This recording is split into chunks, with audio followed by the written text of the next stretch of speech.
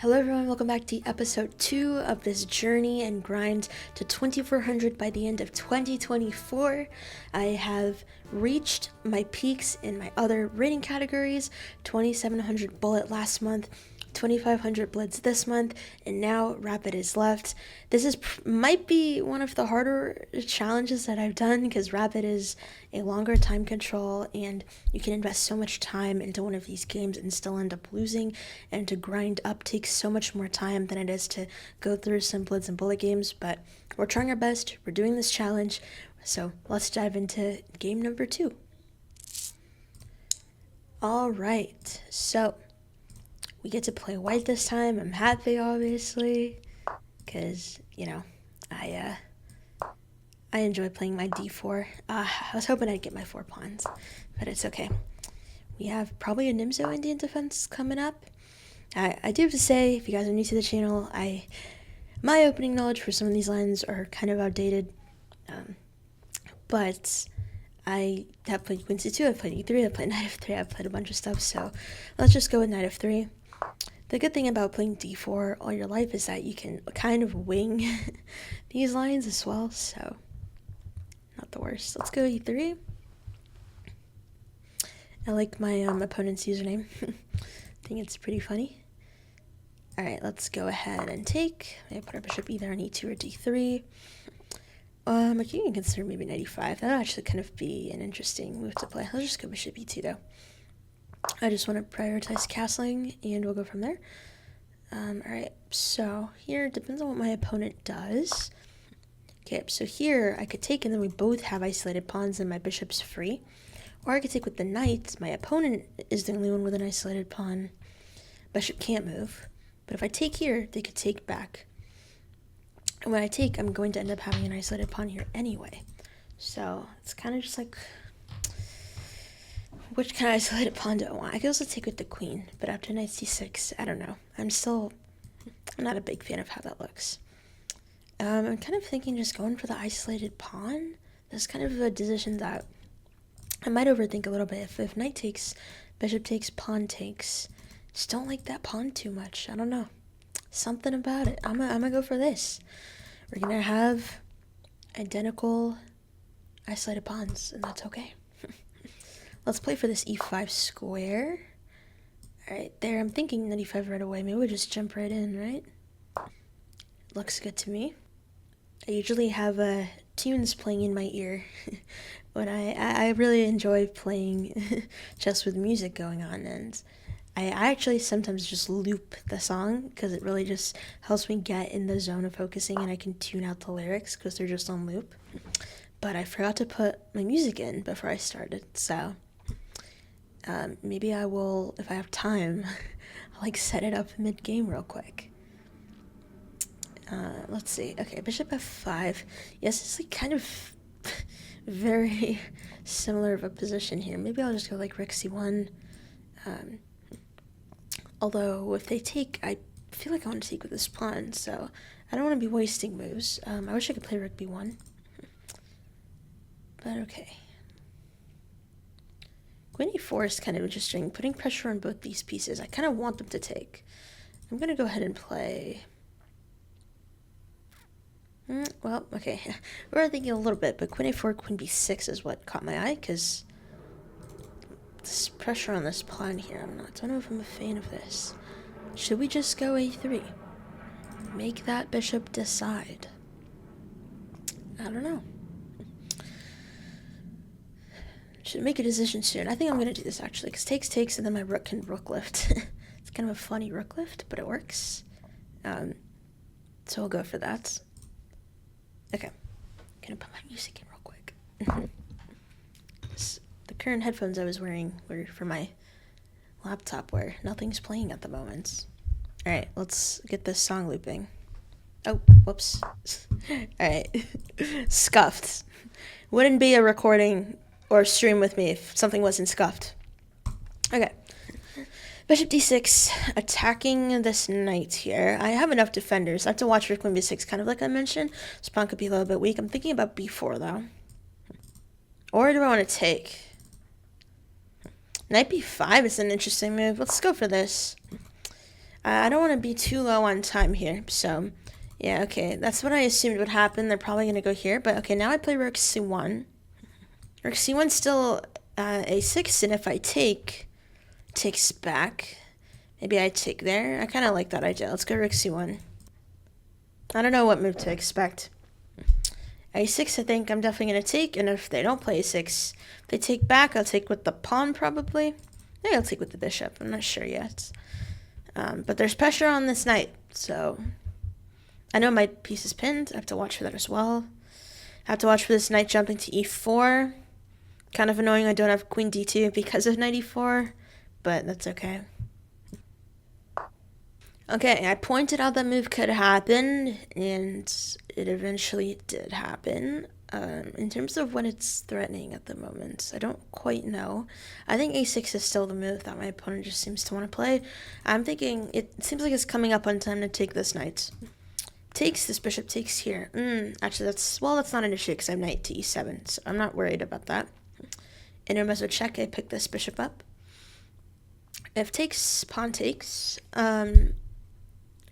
Jumping into d6 looks a bit tempting. And I might not overthink it and just go for this right away. And takes, I can also consider taking here, but I think I kind of want to leave this bishop here, maybe. We'll see. So, pawn takes, knight d6. I don't like the fact that this is pinned, but I think I can get away with it. I'm pretty tired, so the calculating is definitely a bit slow tonight, but we're doing our best. I'm not sure what my opponent is thinking about, to be honest, because takes, I just check, pick this up, and after here I get two bishops for the rook, which is very bad for my opponent unless there's a follow-up I'm missing. So I don't know what else they're thinking. So if takes, okay, I can take there as well, which I don't know if I like the idea of that, honestly. I'm torn. This is kind of like a positional decision that I need to make, because I feel like there is going to be a difference in the outcome of who has a positional advantage if I take the bishop or if I just move the knights. But I'm not sure, and I don't know if my opponent's debating that either as well. I'm so confused with the thinking about that, to be honest. Like, okay, even if they're thinking about the next move, there's nothing else to do on this move. But take all the time that you want, because I need to catch up on time. So, you guys know I love it when it's a blitz or bullet game, because then my speed can come out, and I feel like I tend to have an advantage in those types of situations. Takes, 96. I'm trying to make conversation at this point. I might do some silent calculating and just see when they end up moving.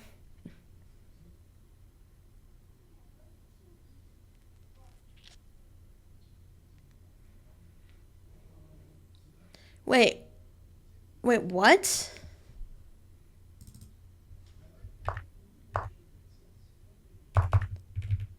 Guys, how do I have... Am I missing something, or did I just lose? I'm so confused. What? Did my internet glitch for like 5 minutes?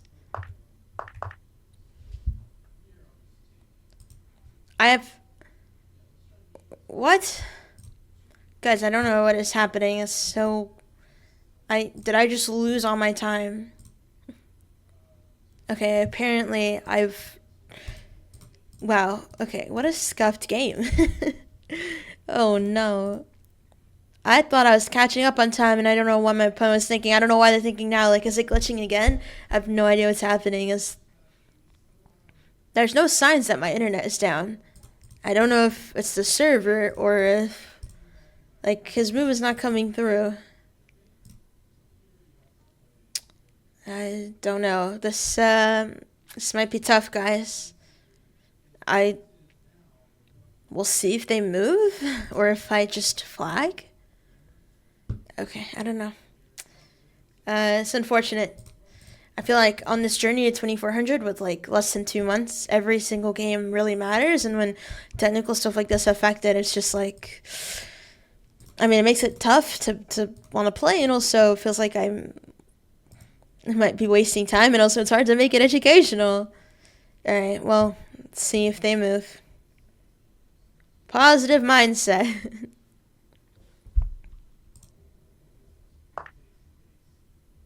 Oh, they moved. Alright, that's, I don't know what is happening. Okay.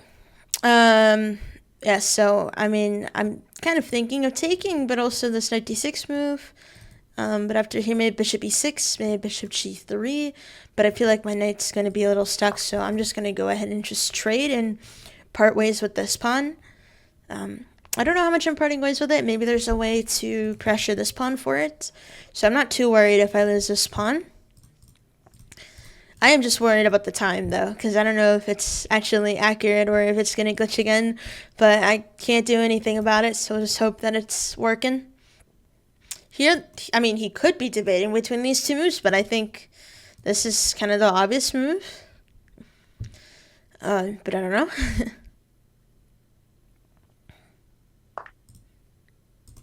Okay, let's go back. Now they could take, and then my idea is queen a4 to hit both of these pawns and protect my a3 pawn. So let's go ahead and play this move. So I'm going to have to play it a lot faster than I was thinking I need to play because I lost a lot of time. So sorry if I'm going to do my best to explain, but I'm also, the position's also a bit tough to play. So it's going to be an interesting game to see if I can survive this with the time that I have left.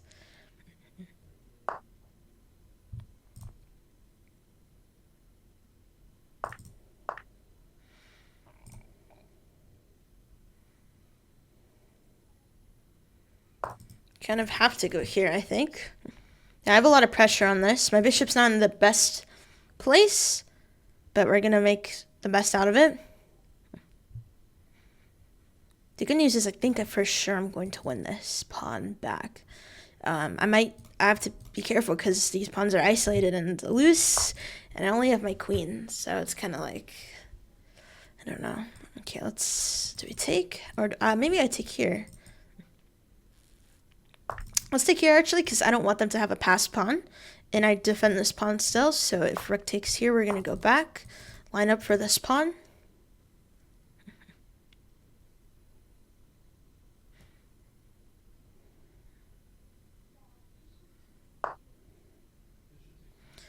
Okay, I was thinking bishop d7. I have to watch for this pawn. Oh, okay, maybe we just trade.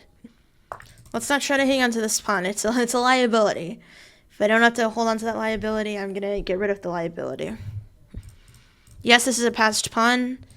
We're going to do our best. Let's go here. Maybe try to play. I have to make some kind of counterattack happen, so that's the hope right now. Let's go rook c8. Bishop d3 might be something to worry about, but let's go for this trade. Maybe bishop f5. I feel like I'm kind of playing for a draw, which I don't want to be, but I do not like my position. Let's go here for rook c8. Thankfully, this is defended. I do need to create space for my king, but because this is defended, how do they stop this? They don't. Okay.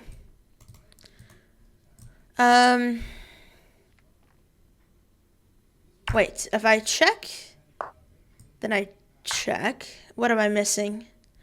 Here, I mate. Takes. Is this not just mate as well? I think my opponent walked into checkmate by giving me this trade with rook c1. Queen a3 was the cost of it, but we won again. Let's go. Hey, we're 23. My birthday's on the 23rd, so, well, it falls on a 23rd, so maybe a lucky number. All right, that was kind of a crazy game with the glitch. I didn't know how that could go. You won with a nice mid-game mating. Okay. Turning I told you guys I'd show you guys game review in the future games, so let me go ahead and get that scene ready because I actually forgot to do it again, so you guys can see the game review. I had 86% accuracy. My opponent had 78. So, close game. Let's see. So, this opening, okay, I mean, the opening kind of just winged a little bit. Yeah, I feel like I normally probably should take, right? Yeah, but just take and just give them this isolated pawn right away. But, okay, I mean, I don't tend to do that. So, it's fine. Okay, we had a lot of just good moves.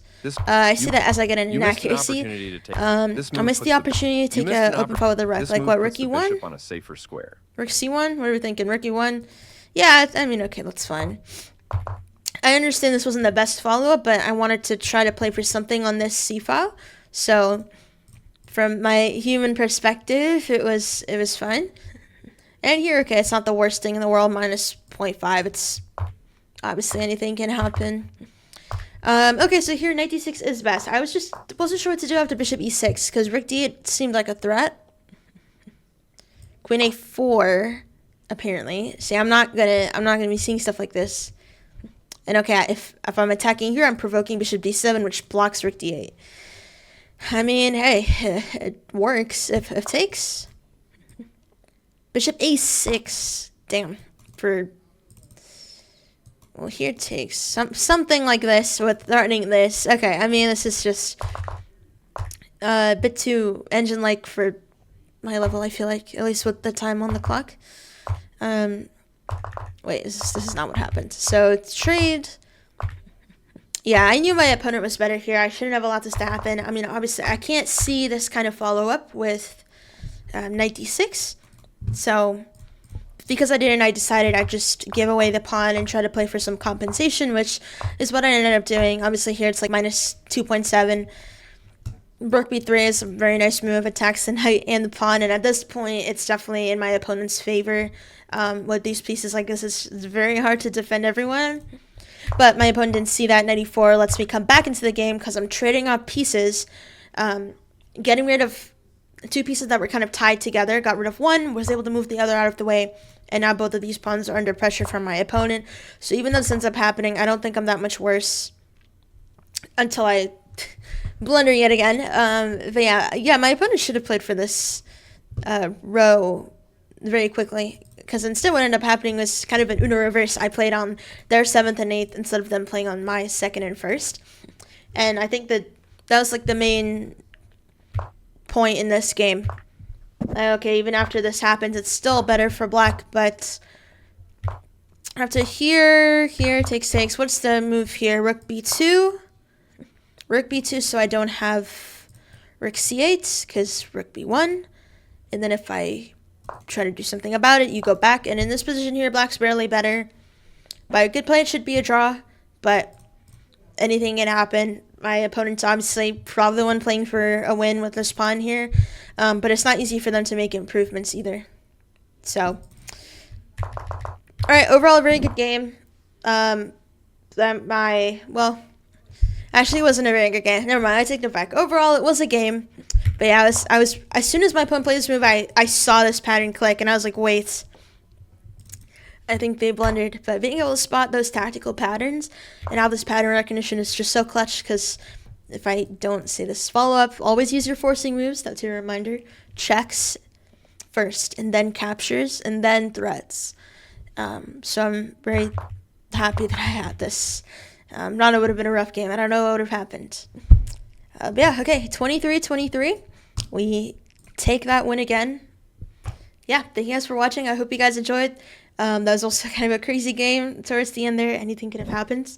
And yep, see you guys in the next episode.